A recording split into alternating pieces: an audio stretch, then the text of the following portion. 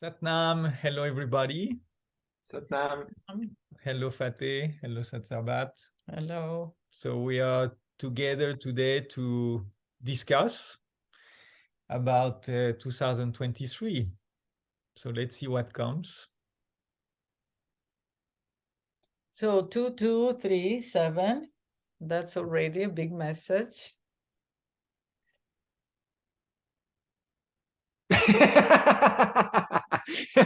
That's a big message, yes. I was feeling the effect of the aura submerging me, because this is what I have the impression in these days, that just something is coming. I was very happy and excited before the solstice, and after the solstice, everything started getting really like trembling around me, like a earthquake. So I wondered if the aura just scattered in all pieces and I have to use this here to put it back again. Yeah. Yeah, what happened to me is a little similar. It was a lot of pressure since the solstice. And I connected that also with I got this astrology review of 2023, and they were saying that the Saturn is changing signs.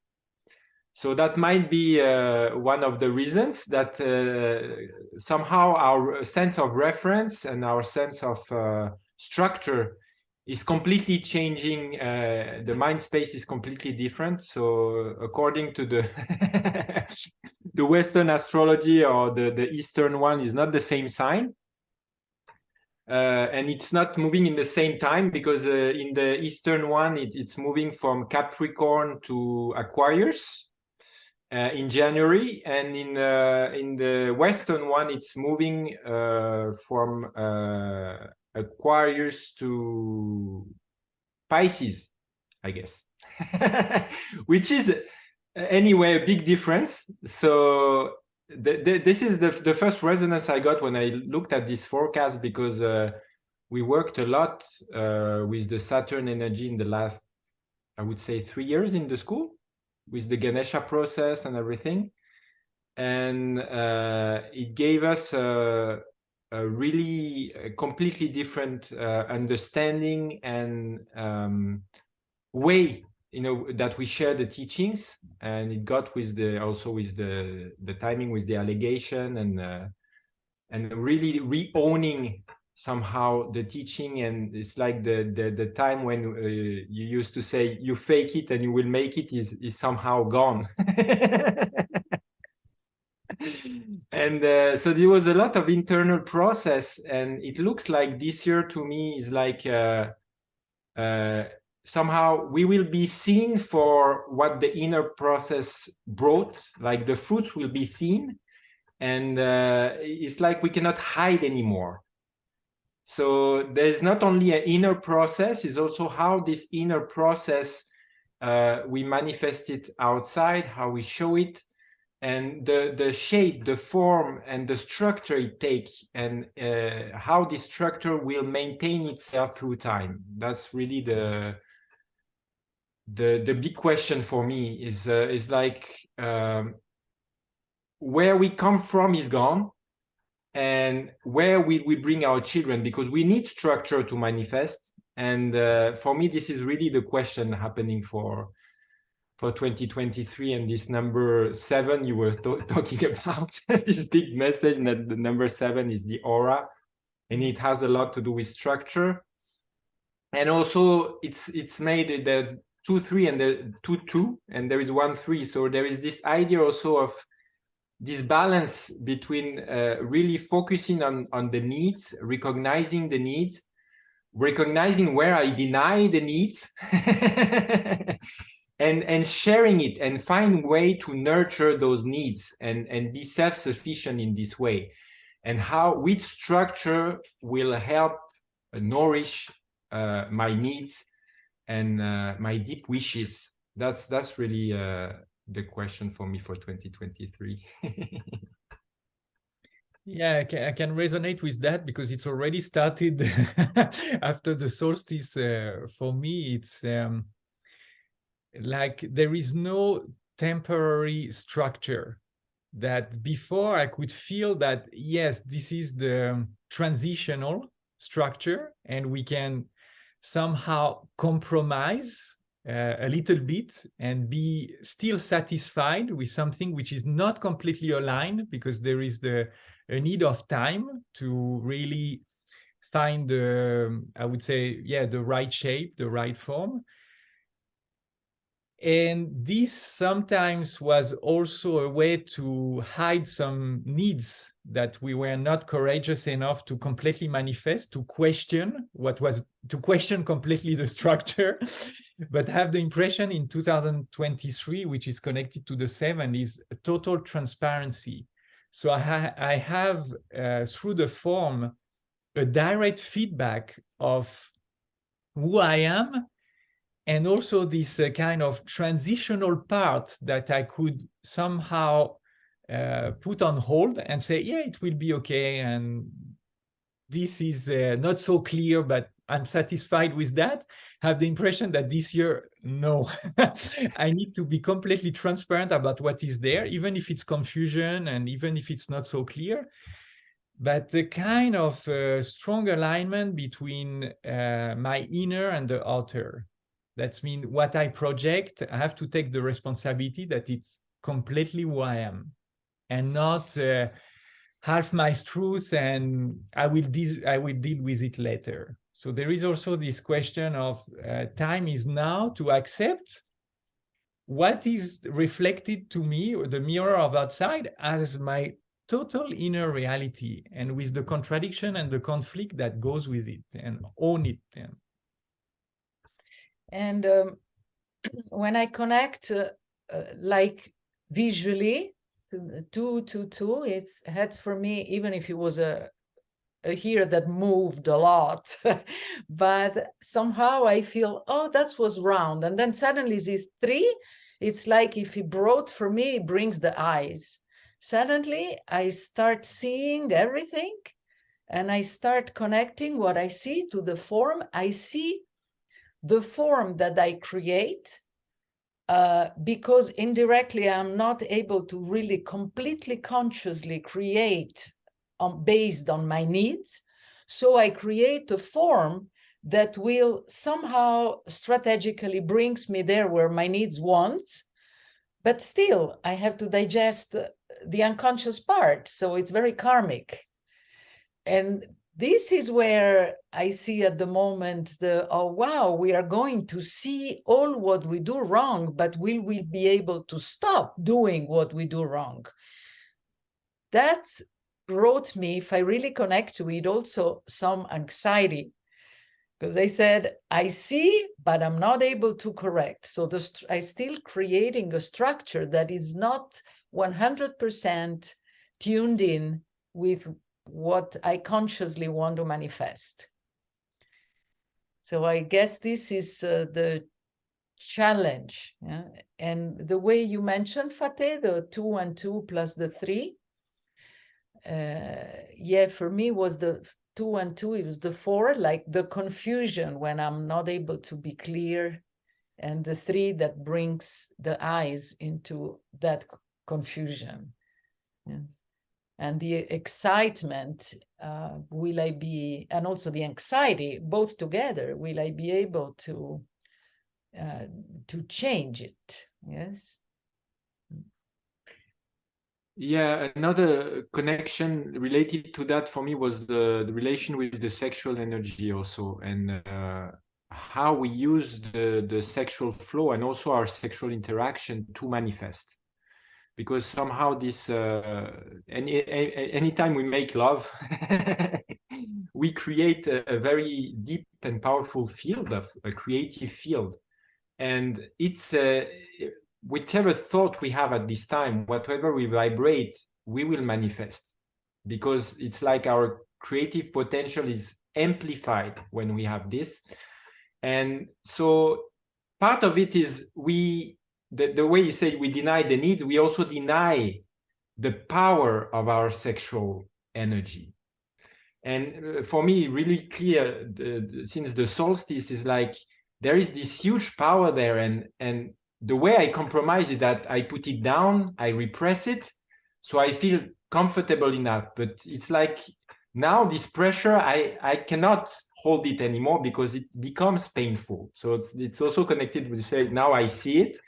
It's like there is a new awareness of how I repress my sexual energy. When I say sexual energy, then it declines into it goes into desires, and it goes into a lot of feelings, emotions, of course.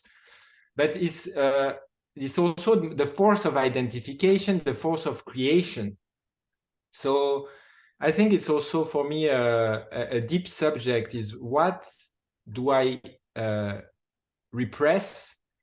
And when I repress is what I would like to create, but don't dare to go there because it will completely break my sense of identity. And so this is where I feel right now in the beginning of this year, because maybe for some people it's not clear. For us, the beginning of the year is the solstice, is the time when the sun comes back. So what we are going through in between the solstice and the new year is just the premises, like the seed of the year that we connect. So it's just to make clear for people maybe who are not very familiar with it. And it's a new sense of pressure that is, it's like the pressure I feel is actually the constriction of my aura. If I feel constricted, this is because I'm expanding.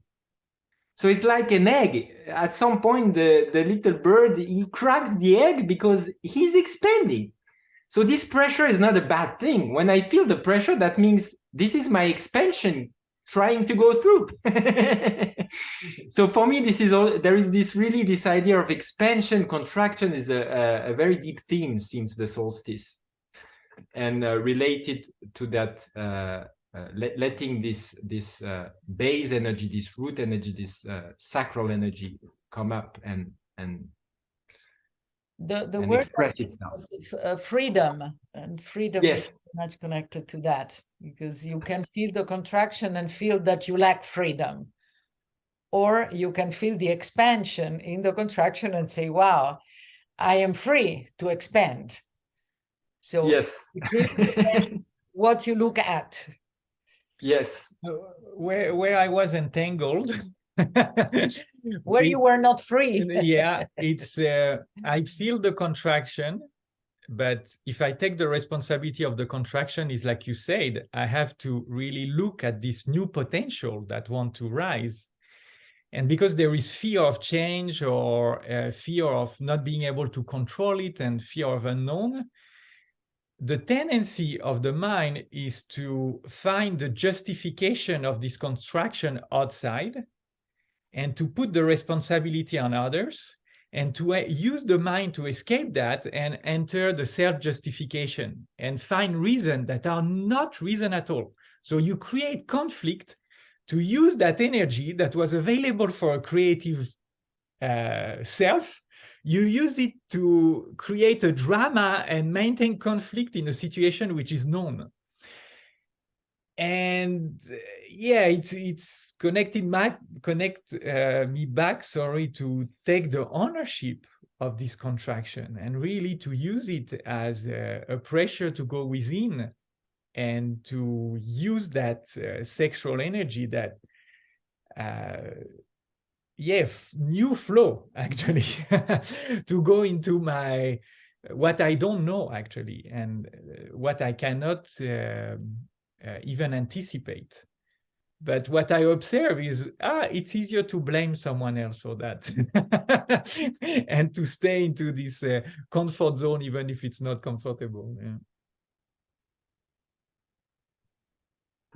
Yeah, there's this tendency for power struggle for me, very strong. It's exactly what you say. When I blame the other, and then I enter into a power struggle to justify that I have the right position, I have the right point of view, I am right. And then I lose my freedom, because this is the price to pay. I can be, maybe I'll be the right one if I'm stronger, but I will not be happy out of it. So for me, there is really this idea here.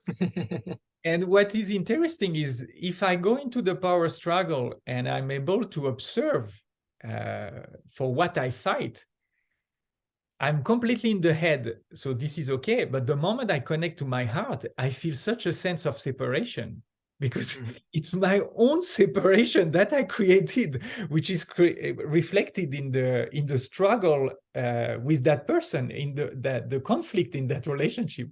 So when I take it back, my God, it's so painful, because it's my own grave that I digged that suddenly is there. I'm like, oh, what do I do with that?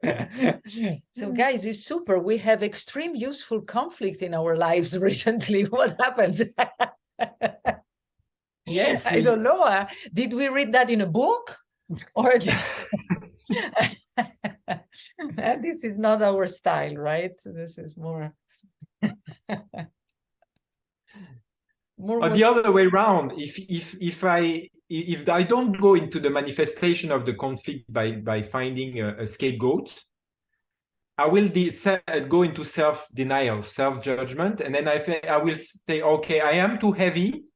I don't even want to be around people because I don't deserve. I'm not good enough. I mean, I have nothing useful to contribute, or these kind of things. So we will go into the victim mentality and start to get guilty. So that's the two sides of the same coin. Either I will fight and justify everything, or I will just put it back on myself, and both ways are just go back in the egg. Exactly. Do the cracks and avoid the expansion. I go back. And part of the solution energy of that is that when I go back to the egg, is the opportunity to recognize where I invested my prana and where I found my source of security. And until I recognize that, I cannot really go out of the egg. It will only be faking it or pretending I'm out where I'm actually still in. So I think it's the solution energy is to recognize and acknowledge, maybe with humility, because it's not easy, these kind of things, but to recognize that this security, I found it here. So when I was talking about sexual energy, why do we have sexual energy with partners? Because it's one way to own each other and to root ourselves into each other, and that's a source of security. And then, but the cost of it is that if you leave, or if you're not don't agree with me, or if your energy is not on the same line anymore, I will feel bad. So that's also this idea of sexual energy. If I identify with a place, if I identify with person because I invest my prana into them, then they will feel like something heavy to bring into the new areas of my life. But this is because I needed security there. So I invested my energy because this was the way I found my security. And we only need to recognize it. And the minute we recognize it, the energy is free again, and we can find security somewhere else, someplace else, and find another form that manifests a sense of security for us right now. So for me, it's really related to this sense of security. But this is also why very often the sexual energy is used superficially to replace for the emotion that I don't want to see. There where I don't want to be hurt. So I use sex like to feel connected or to be seen without really investing in my emotions. So that's the other aspect of the sexual energy. Yes. We use it deeply, and we can use it to cover up. And I come back to the eyes. For me, this here is we will see that. We will see when we go back to the egg. We will see when we want to get out. We will see how we use sex. We will just see. And just seeing without being able to change is painful. So that's the experience of the 23. It will be really an experience of the physical body. We will make the experience, because this is also the only way to be able to change it. This is connected to the 5 also of this year, the last 2 digits. So it's I have nowhere to hide, because I will experience it. So I cannot hide from my own experience. So I can use the mental space, like we say, to enter self-justification and whatever, to create distance with the physical body. But we cannot hide this here. We will be seen, but also we will perceive our experience with more transparency. And this 5 also is connected because we mentioned the needs and the self-denial. And it's connected also for me with the communication. Am I able to formulate needs that might appear as something that will change the status quo? And it's also the courage and take the responsibility to be okay with that. Because any moment that the need is denied, it will be covered by a strategy to get it fulfilled in another way, but which will be through manipulation of the reality, and that people will feel it, that something is wrong, you know. And many times it's because we have a fear of that need that might change something in relationships or in my environment or in my even business or whatever. So am I able to communicate it and use this communication of that needs to create the change that needs to happen? Instead of the bad, it's connected also to the power struggle and all that, you know. I have to have hidden and mixed with unconscious patterns, strategies to get what I want, because I'm not able to just assume what is there and take the responsibility of it.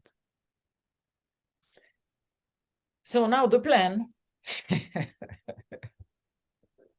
We have started making a plan, right?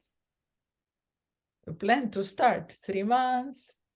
Yes, that will be the topic of our meditative exploration for the beginning of the year. So we will do that in 12 chapters, and the book is 3 months, and that will cover what we have been talking about and even more than that. And it will be with Fateh on Thursday morning in French, and with us on Wednesday morning in English and German. And this we will give you more details in the specific language. En français avec Fateh, in Dutch. In German, auf Deutsch mit uns, Satzarbat and Satmuk. Yes.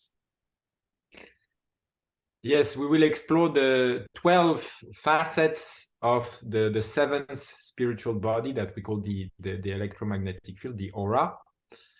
And that will be 12 windows to experience it, recognize it, go deeper into the sensitivity of it, learn how we can use it as a guidance system, and how we can use it on the positive side to clarify our life. And so yes, I'm very excited about it. So we'll be sharing different kriyas and meditation, and will be the same practice on Wednesday and Thursday. Maybe some of the talks and the angles will change, of course, a little bit according to the time and space and the people teaching, but it will be the same line of exploration. So it will be also a possibility for you to join on the Wednesday and the Thursday to go into a deeper process, if you like. And to continue this practice for the whole week until the next Wednesday or the next Thursday. And we will start 11 and 12 January, and we will go on to end of March, which will go until the equinox, which is a change also in the energy, moving towards spring. So it's really a preparation also for the Ekankar, you know, for the manifestation of our truth, instead of being caught by our subconscious strategies and lose clarity and so on. It's a very good preparation for the year. Yeah, we will use the movement of the sun that is rising in the days that are getting longer, And we will frame that with also the rising force within the body, and we work with the elements and the chakras to address every part of the aura until we can at the equinox reach really the most subtle part of it. Great, thank you, Very Fateh. nice. Thank you, Thank you. Satsavat. Thank you Thank both. you very much. Happy Now- New Year. Happy New Year. Happy New Year. Let it tremble until the 31st, and then it's over. Then we find the solutions, right? Satnam. Satnam.